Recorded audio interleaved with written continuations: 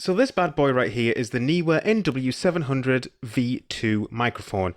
Now, this is one of the most popular microphones that you can buy for several reasons. One, it's incredibly cheap. That's obviously the main reason.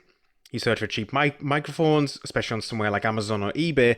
This is going to be one of the first ones you get because quite a lot of people sort by cheapest first. And it's also very good value for money.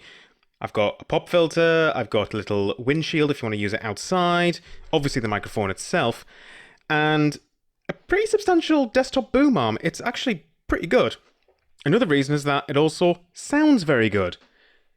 Now, that doesn't mean that it can't be improved. There is a lot of room for improvement here, but we can improve it just ever so slightly with some basic, and I do stress basic, audio editing. In my case, I'm going to use FL Studio.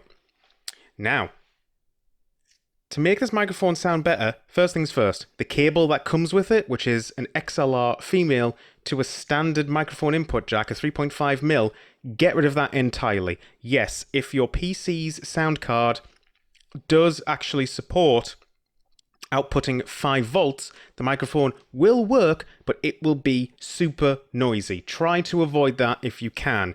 What you should be doing is buying an interface that has phantom power.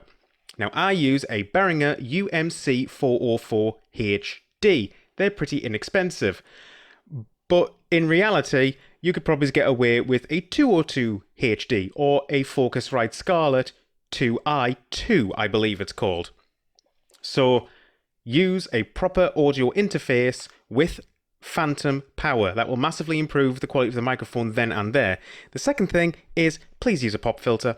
I know there's quite a lot of YouTubers going around, especially the big ones. Jacksepticeye is one of them. He has his big microphone there and it looks all cool and stuff, but he doesn't actually use his pop filter, which means that there's a lot of extra post-processing going on. For God's sake, use your pop filter. It is there for a reason. Now, with this particular microphone, what I'm actually going to do is just remove the mid-range a little bit. That'll make it sound more natural, because there is a lot of mid-range in this microphone. I found that 1200 Hz or 1.2 kilohertz, reduced by about 8 decibels, which is quite a lot, sounds the most natural to me. I'm also going to use Spitfish, which is a de-esser. It gets rid of the really harsh frequencies from saying S and T and P, those kinds of sounds. It gets rid of that, stops it from really piercing your ears. And then I've got a fruity limiter here. This is just going to be a compressor, so everything is nice and even. Doesn't matter what microphone you've got, you will be using a de-esser and a compressor.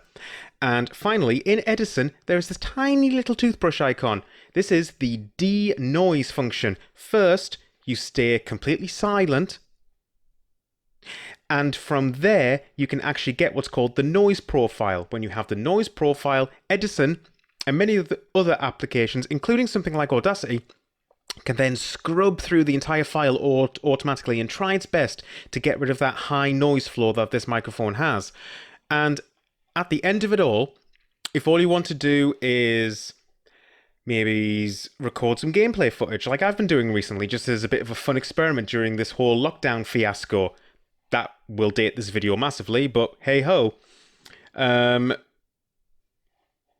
It'll make it sound a lot better. Or maybe you want to start a podcast. Or maybe you want to route everything live through FL Studio or something else and then feed it into Discord to make it sound even better. You can even do that for live streaming as well. So, what you've been listening to is actually the processed version. I will now play all of this again, but with all of this switched off. And you can definitely hear a difference. So this bad boy right here is the Neewer NW-700 V2 microphone. Now, this is one of the most popular microphones that you can buy for several reasons. One, it's incredibly cheap. That's obviously the main reason. You search for cheap microphones, especially on somewhere like Amazon or eBay. This is going to be one of the first ones you get because quite a lot of people sort by cheapest first. And it's also very good value for money. I've got a pop filter, I've got a little windshield if you want to use it outside, obviously the microphone itself, and a pretty substantial desktop boom arm. It's actually pretty good. Another reason is that it also sounds very good. Now, that doesn't mean that it can't be improved. There is a lot of room for improvement here, but we can improve it just ever so slightly with some basic, and I do stress basic, audio editing. In my case, I'm going to use FL Studio. Now, to make this microphone sound better, first things first, the cable that comes with it, which is an XLR female to a standard microphone input jack, a 3.5mm, get rid of that entirely. Yes, if your PC's sound card does actually support outputting 5 volts, the microphone will work, but it will be super noisy. Try to avoid that if you can. What you should be doing is buying an interface that has phantom power. Now, I use a Behringer UMC202HD. They're pretty inexpensive. But in reality, you could probably get away with a 202HD or a Focusrite Scarlett 2i2, I believe it's called.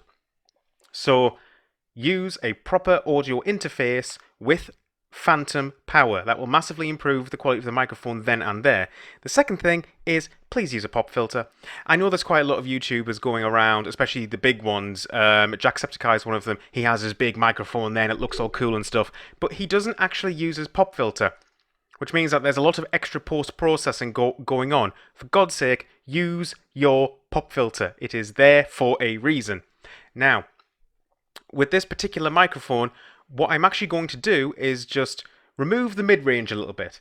That'll make it sound more natural, because there is a lot of mid-range in this microphone. I found that 1200 Hz or 1.2 kilohertz, reduced by about 8 decibels, which is quite a lot, sounds the most natural to me. I'm also going to use Spitfish, which is a de-esser. It gets rid of the really harsh frequencies from saying S and T and P, those kinds of sounds. It gets rid of that, stops it from really piercing your ears. And then I've got a fruity limiter here. This is just going to be a compressor, so everything is nice and even. Doesn't matter what microphone you've got, you will be using a de-esser and a compressor. And finally, in Edison, there is this tiny little toothbrush icon. This is the de-noise function. First, you stay completely silent, and from there, you can actually get what's called the noise profile. When you have the noise profile, Edison and many of the other applications, including something like Audacity, can then scrub through the entire file automatically and try its best to get rid of that high noise floor that this microphone has. And at the end of it all, if all you want to do is maybe record some gameplay footage, like I've been doing recently, just as a bit of a fun experiment during this whole lockdown fiasco, that will date this video massively, but hey-ho. It'll make it sound a lot better. Or maybe you want to start a podcast. Or maybe you want to route everything live through FL Studio or something else and then feed it into Discord to make it sound even better. You can even do that for live streaming as well. So, what you've been listening to is actually the processed version. I will now play all of this again, but with all of this switched off. And you can definitely hear a difference.